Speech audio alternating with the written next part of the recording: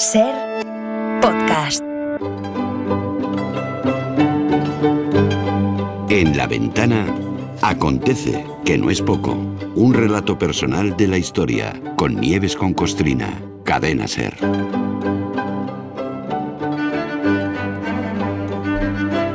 Hola Nieves, buenas tardes. Buenas tardes, Carlas, ¿cómo estás? ¿Qué tal? Bien, bien. Estaba pensando que todos los países tenemos algún manchurrón de esos gordos en nuestra historia del que no se puede estar precisamente orgulloso, ¿no? Y en ese capítulo de las vergüenzas o de los errores, esos que decimos siempre que hay que conocer para no repetirlos, pues hoy nos asomamos yo creo que a un clásico, ¿no? Que es Estados Unidos y su pesadilla de Vietnam. Bueno, pesadilla para ellos y para todos los que liaron en ese conflicto del que se cumple ya medio siglo, ¿no? Del alto el fuego oficial, digamos. Sí, así es. Mañana hará 50 años que se firmó en París el alto el fuego en la guerra del Vietnam y la retirada del ejército de Estados Unidos, ¿no? Claro, una cosa es lo que se firma en un papel, en un acto solemne, y otra lo que sigue ocurriendo sobre el terreno, porque Vietnam no se convirtió de la noche a la mañana en un remanso de paz ni en un paraíso, ¿no? Estados Unidos salió del charco, pero madre mía, había dejado todo empantanado, ¿no? La había liado muy gorda por meter las narices donde nadie lo llamó, y la locura llevaba una inercia que se alargó hasta abril de 1975, cuando Saigón cayó en manos del ejército de Vietnam del Norte y todo el mundo pudo ver el caos. Imágenes famosas. Sí. Tremendo, las evacuaciones de ciudadanos en helicóptero, desde edificios de apartamentos, de diplomáticos desde la propia embajada, ¿no? Fue una huida a lo loco que supuso una tremenda humillación yanqui, además, porque se retransmitió por televisión a todo el mundo, ¿no? Todo atropellado, miles de vietnamitas intentando llegar a la embajada para ser también evacuados, saltando las vallas del aeropuerto de Saigón para subirse a los aviones americanos. Mucha gente ya le estará viniendo a la cabeza otras imágenes, porque claro, es que esas imágenes volvieron a la memoria de muchos cuando el caos se repitió calcado en Kabul. Hace 2 años, sí. En agosto del 21, ¿no? Durante la evacuación de Afganistán. Bueno, pues el 27 de enero de 1973 Estados Unidos y Vietnam firmaron los acuerdos de paz que ponían fin a la intervención militar estadounidense, que ya duraba casi 20 años, ¿no? Y que vino a obligar a Estados Unidos a reconocer la independencia de Vietnam. Así que hoy es un poquito evidente, pero bueno, no podemos decir Good Morning Vietnam, pero sí Goodbye Vietnam. Good Morning Vietnam. No, esto no es una prueba de micro, esto es rock and roll. A rock and rollear desde el Mekong a Da Nang. Soy yo, suena película de Elvis Presley. Viva Da Nang. Oh, viva Da Nang. Da Nang me, why don't they go right behind me? ¡Ey! ¿Demasiado pronto para cachondeo? Demasiado tarde. Son las 6 en punto. ¿Y para qué quiero el punto? Punto final, volvemos a la cama. Y hablando de cachondeo, ¿qué me decís de nuestro Martini Drivich? Gracias, Marty, por lo de la voz sedosa y suave. Parezco Julie Andrews. ¿Creéis que si yo fuera... Buenos días, Vietnam, pero ¿qué demonios querrá decir eso? No sé, teniente, supongo que querrá decir buenos días, Vietnam. ¿Verdad que sí? ¿Y quién le ha dado permiso para programar música moderna? Una escena legendaria del cine, ¿eh? Robin Williams en su estudio de radio de Saigón. Se han hecho muchas pelis de Vietnam, ¿eh? Desde luego ha sido una de las guerras más cinematográficas. ¿Qué tarde llevamos, el Club de la Escucha, con ese podcast de Aló Miami, desmontando tópicos de Estados Unidos, y ahora esto? Encaja todo. Venga. Pues fíjate que lo que dices del cine... está en cuarto lugar lo de la guerra de Vietnam, porque hay gente que cuenta estas cosas, el número de películas que se han hecho de cada guerra, ¿no? De la Segunda Guerra Mundial hay hechas 2.340 películas. Estos son datos de 2020, habrá alguna más. De la Primera Guerra hay 458. Después está la Guerra Fría, que yo, hombre, desde mi punto de vista, técnicamente no fue una guerra, ¿no? Fue un mira, no me que te meto, ¿no? Pero incluso de esa Guerra Fría hicieron 223. Y de la guerra de Vietnam se han hecho 180, ¿no? Y probablemente la mayor parte de la gente tiene una ligera idea de la guerra de Vietnam por el cine. Pero lo que pasó y por qué pasó, creo yo, que malamente se conoce. La guerra de Vietnam además es que influyó en la música, en el periodismo. Dicen los maestros en esto que el mundo de los reporteros se dividió en dos a partir de 1975. Los que habían estado en Vietnam y los que no habían estado, ¿no? Vietnam también provocó movimientos sociales en Estados Unidos insospechados hasta entonces, hasta impulsó la invasión de los hipijos en Ibiza, ¿no? Les bajaron los humos a los yanquis, puso boca abajo la Casa Blanca y a 4 presidentes. Los estadounidenses dejaron de tomarse a broma la guerra, porque es que ya volvían demasiados jovencitos en bolsas de plástico, ¿no? Como no podemos aspirar a contar todo lo que fue la guerra de Vietnam, pues vamos a ir por partes, ¿no? Hoy contamos al menos por qué se lía todo y quién les manda a liarla a los yanquis. Venga, vamos a comenzar por el principio. Años 50, ¿por qué se empieza a liar la guerra? No sé si el otro, bueno, si te acuerdas porque es muy reciente, el otro día hablábamos de cuando Francia llevó a la fuerza a los senegaleses a luchar en las 2 guerras. Sí, por la película también, sí. Sí, exactamente. Bueno, pues los llevó a las 2 guerras y luego les llevó a Indochina también, que los pobres no sabían qué hacían allí. Bueno, pues de ahí tenemos que partir, de Indochina y de aquel periodo colonial horrible donde las potencias europeas pretendieron apropiarse y mangonear territorios en Asia y África que ya tenían dueño, ¿no? Igual que Senegal era colonia francesa en África, Indochina era colonia francesa en Asia. Dentro de la Indochina, sí, la Indochina francesa, que era muy grande, era enorme, sí. Estaba lo que hoy es Vietnam, también estaba Camboya, Laos, Tailandia, pero bueno, hoy vamos a Vietnam, ¿no? Bueno, cuando acabó la Segunda Guerra Mundial, el mundo ya era otro. Y todo ese gran territorio de Indochina estaba ya pelín revolucionado. Y concretamente en el territorio de Vietnam había un activista anticolonialista que se llamaba Ho Chi Minh. Sí, famosísimo, y que quería mandar a los franceses a hacer gargaras a Francia, dejando ya en paz, hombre. Era comunista. Contaba con el apoyo de los campesinos vietnamitas, porque todos ellos estaban ya hasta el gorro de trabajar sus propias tierras para beneficio de los franceses, que eran los dueños de las plantaciones, ¿no? Yo trabajo y tú cobras, ¿no? El líder vietnamita Ho Chi Minh además había colaborado durante la Segunda Guerra Mundial con Estados Unidos, eran colegas porque les ayudó contra los japoneses, salvó el pellejo de muchísimos pilotos, ¿no?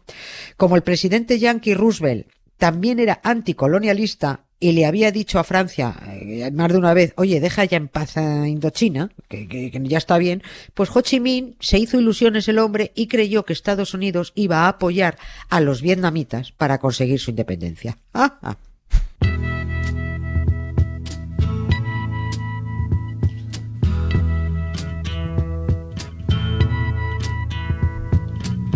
There's something happening here, but what it is ain't exactly clear.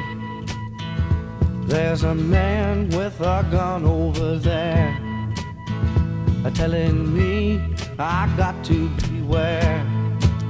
I think it's time we stop, children, what's that sound? Everybody look what's going down. Claro, estaba pensando que Roosevelt podía ser muy anticolonialista, que lo era, pero poco influyó al final, o poco pudo influir porque palmó justo terminar la guerra, ¿no? Justo la Segunda Guerra Mundial. Es que parece que estaba esperando a que se acabara la guerra para morirse, ¿no? Y no solo se murió Roosevelt, es que la cosa se fue liando, ¿no? Estados Unidos además quería tutelar la independencia, enseñarles a los vietnamitas cómo tenían que hacerlo, ¿no? Ellos siempre en lo mismo. Los franceses, por supuesto, no querían irse de Indochina, ¿no? Los británicos no querían que los franceses se fueran. Ahí Churchill estaba presionando muchísimo porque, claro, le interesaba mucho tener está ahí la India, ¿no? Y les interesaba mucho tener a los colegas aliados ahí europeos al lado, ¿no? La China comunista, además, metiendo mano, ojo, con el permiso de Europa, que lo hizo. La Unión Soviética, de momento, sin querer meterse, un pasito atrás. En estas que llega la Guerra Fría en los años 50. Y también se lía la guerra en Corea. Todo se revolucionó mucho. Y ya sabemos, Corea del Sur, apoyada por Estados Unidos, Gran Bretaña, Bélgica y otros más, contra Corea del Norte, apoyada por la China de Mao y por la Unión Soviética de Stalin, ¿no? Los vietnamitas con Ho Chi Minh al frente guerreando con los franceses. O sea, un follón. Y aquí, en mitad de este fregado, aparece el genio de la estrategia, que la madre que lo parió. Era un tipo que se llamaba John Foster. Era secretario de Estado, mano derecha del presidente Eisenhower. Era un político cegado, no pensaba. Este estaba cegado por su anticomunismo, ¿no? Y es el que le come la oreja a Eisenhower, un general que confirma otra vez que eso de la inteligencia militar es un oxímoron, y le convence a Eisenhower de que hay que intervenir en Vietnam disimuladamente, sin que se note mucho, y le cuenta la teoría del dominó, que ya sabemos lo que es eso. Si la ficha cae, también caen las siguientes, ¿no?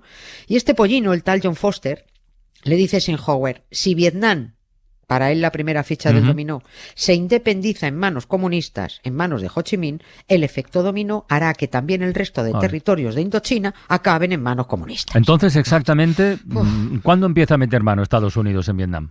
Pues, o sea, en realidad, ¿qué año? Sí. Llevaba haciéndolo por lo bajini desde 1946, nada más terminar la guerra, porque a quien ayudaba primero era Francia, que todavía tenía Indochina, con 2.000 millones de dólares, con tanques, con bombarderos, con cazas.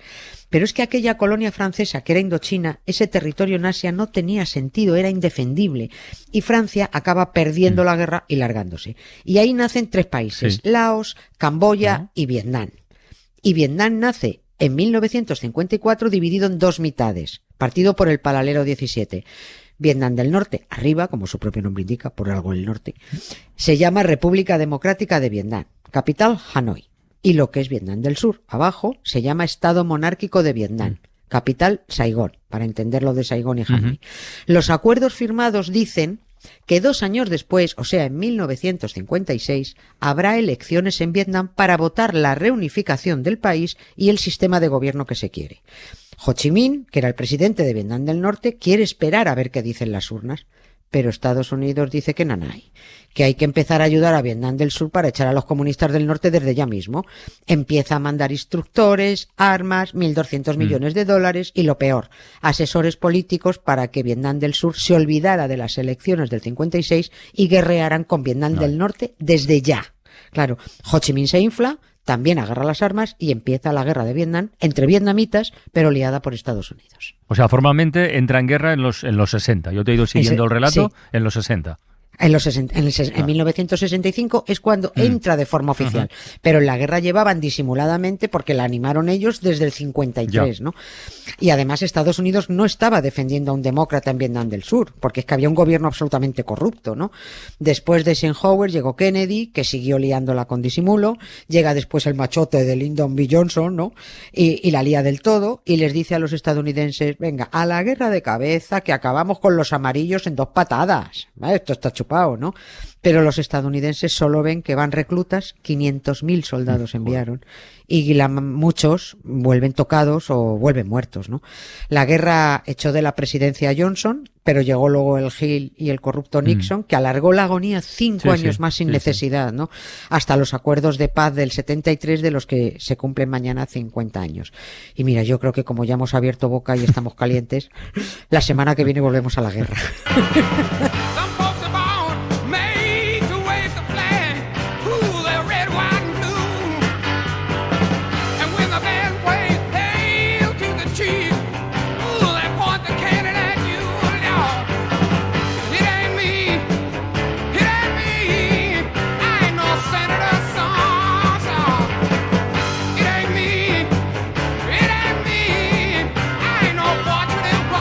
Esta canción además es muy buena, es muy oportuna, Nieves, lo sabes, ¿no? Porque cuenta la historia de los hijos de ricos que pagaban para librarse de la guerra, y los que no podían pagar, los hijos de la fortuna, son los que iban a pringar a la guerra de Vietnam.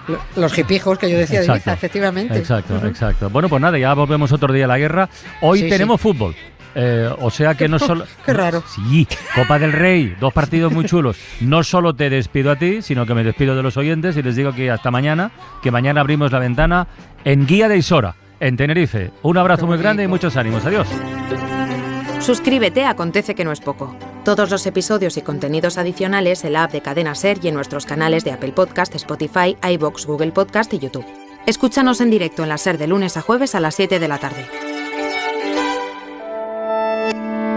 Cadena SER. La radio.